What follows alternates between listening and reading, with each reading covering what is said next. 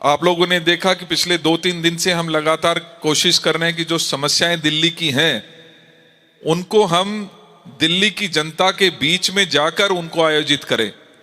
लेकिन जैसा मैंने कहा कि सरकार नहीं चाहती कि किसी भी प्रकार से हम लोग जनता के बीच में जाएं और लगातार वो जो हमारी परमिशंस हैं उनको कैंसिल करने का काम कर रही है। आज भी मजबूरन हमें जब रेखा जी की जबान की बात आई, जिसके बारे में आदरणीय काजी साहब ने, हारून भाई ने, अनिल जी ने, अभिषेक जी ने विस्तार से चर्चा की कि किस तरीके की बड़ी बड़ी बातें आदरणीय रेखा गुप्ता जी ने की, लेकिन धरातल पर उसका असर क्या है वो बिल्कुल जीरो नजर आता है। और ठीक कह रहे थे भाई काजी साहब कि ये उनका आईक्यू लेवल ही है जो उनके ऑफिसर भी समझ चुके हैं कि इनको इतना ही तवज्जो देना है, या वो कठपुतली की तरह से आज सरकार को चलाने का काम कर रही हैं। लेकिन कहीं ना कहीं इस सब के बीच में दिल्ली की जनता पिस रही है। और जब मैं दिल्ली की जनता की बात करता हूं तो निश्चित ही जो हमारी माताएं, बहनें, महिलाएं हैं वो विशेष रूप से इसके जद में ज़्यादा आती हैं, क्योंकि उनको घर भी चलाना है, उनको परिवार भी चलाना है, उनको अपनी रसोई भी चलानी है। और कहीं ना कहीं आज अगर ये सरकार दिल्ली पर काबिज है तो उसके पीछे महिलाओं का भी बहुत बड़ा योगदान है। और महिलाओं ने इसलिए भारतीय जनता पार्टी को उस समय वोट की थी कि उनको वादा किया गया था कि उनको 500 रुपये में सिलेंडर दिया जाएगा। उनसे वादा किया गया था हर होली और दिवाली पर आपको फ्री सिलेंडर दिया जाएगा। उनसे वादा किया गया था कि 2500 रुपये हर महीने महिलाओं के खाते में जाएंगे। आज तक हमारी माताएं, बहनें उस बात का इंतजार कर रही हैं। लेकिन इसके साथ साथ मौजूदा हालात में चाहे वो AQI की बात हो, लगातार 400 के पार जैसे बना हुआ है, उसके पीछे जिम्मेदार कौन है? आज ये सवाल रेखा जी से पूछने की जरूरत है। क्योंकि आप बातें तो करती हैं, जब आपसे सवाल किया जाता है कि 2500 कहां गए तो आपकी जबान बंद पड़ जाती है। आपसे पूछा जाता है कि सिलेंडर कहां है तो आपकी जबान बंद पड़ जाती है।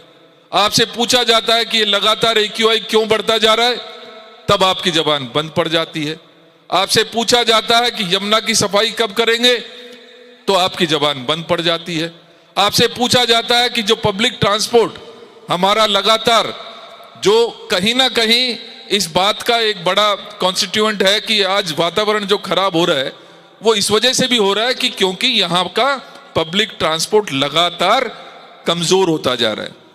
हमें याद है मेट्रो के बारे में, क्योंकि मैं पिछली सरकार के बारे में बात नहीं करूंगा, क्योंकि हमने चाहे वो मेट्रो का फेज 1 हो, फेज 2 हो, आदरणीय हारून साहब ट्रांसपोर्ट मिनिस्टर हुआ करते थे, समय से पहले डिलीवर करने का काम अगर किसी ने किया तो कांग्रेस की सरकार ने किया था।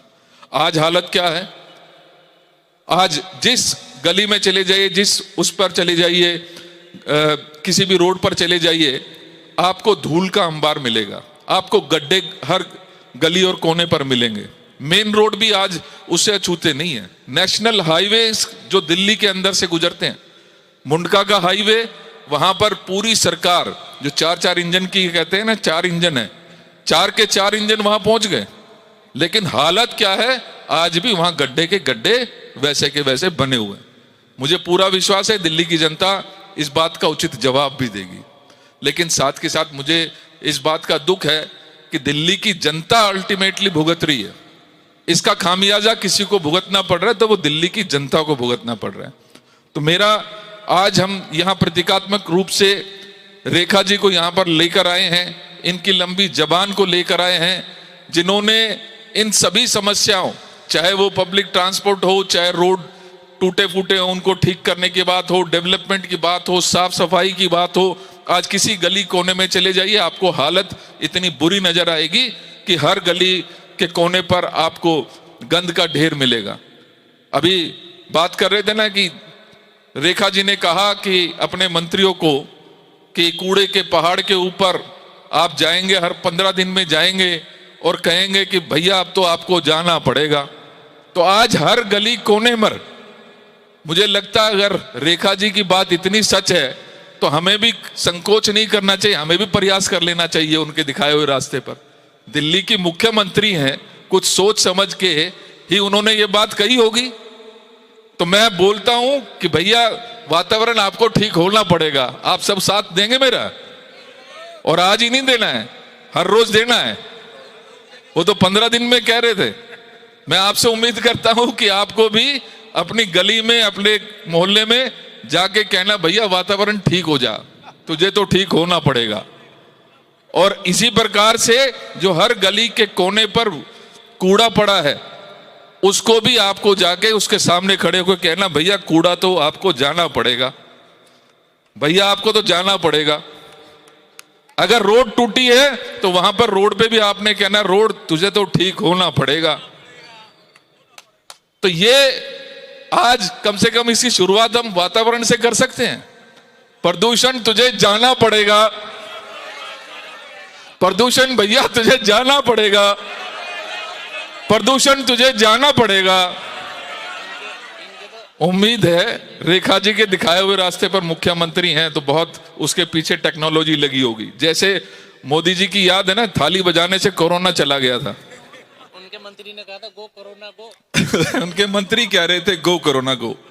तो ऐसे ही हमें अब इनसे तो कोई उम्मीद है नहीं भैया।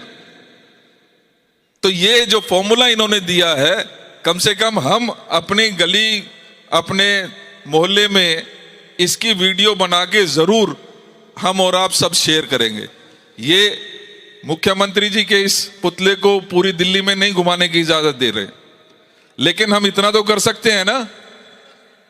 तो कल से सभी साथी जो भी समस्याएं आपके सामने नजर आए उसके सामने खड़े होकर कहना भैया तेरे को तो ठीक होना ही पड़ेगा, भैया तुझे तो जाना ही पड़ेगा।